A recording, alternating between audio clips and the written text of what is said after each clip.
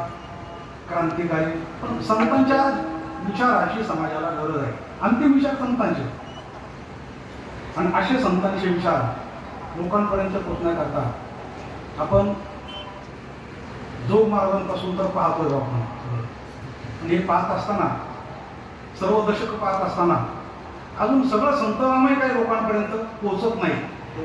पुन्हा पुन्हा तेच आपण करतोय, आवडतं ते आपण घेतोय।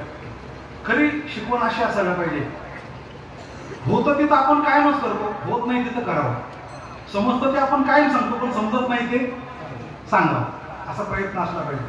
मग तो प्रयत्न आहे ज्या अर्थी माऊली सारख्यांनी इतकं मोठं बंद करून आणि नाशिक जिल्ह्यामध्ये येवला तालुक्यात एवढा मोठा सप्ताह केला सर्वांच्या साह्याने, त्या अर्थी निश्चितच थोडं तरी नाविन्य आहे, थोडा तरी प्रयत्नवाद त्याच्यामध्ये आहे।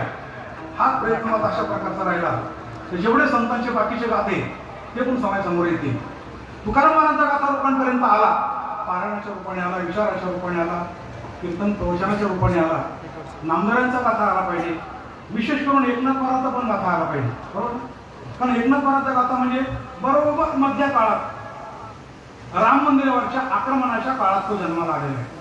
राम मंदिरावर आक्रमण झालं 1528 आणि एकनाथ महाराज अवतरण झाले 1533, फक्त 5 वर्षांनी। आपण हे समजून घ्यायला पाहिजे की राम मंदिरावर हल्ला झाल्याबरोबर एकनाथ महाराज मृत्यूलोकात आले, त्या अर्थी एकनाथ महाराजांना हे करायचं होतं की असं काही वाङ्मय तयार करायचं की ज्या वाङ्मयाला वाचून पाहून लोक पुन्हा प्रेरित होतील, उत्तेजित होतील, एक अंतःकरणात प्रतिकार शक्ती निर्माण करतील आणि पुन्हा पाडलेल्या मंदिर बांधतील, म्हणून त्यांनी ते वाङ्मय लिहिले।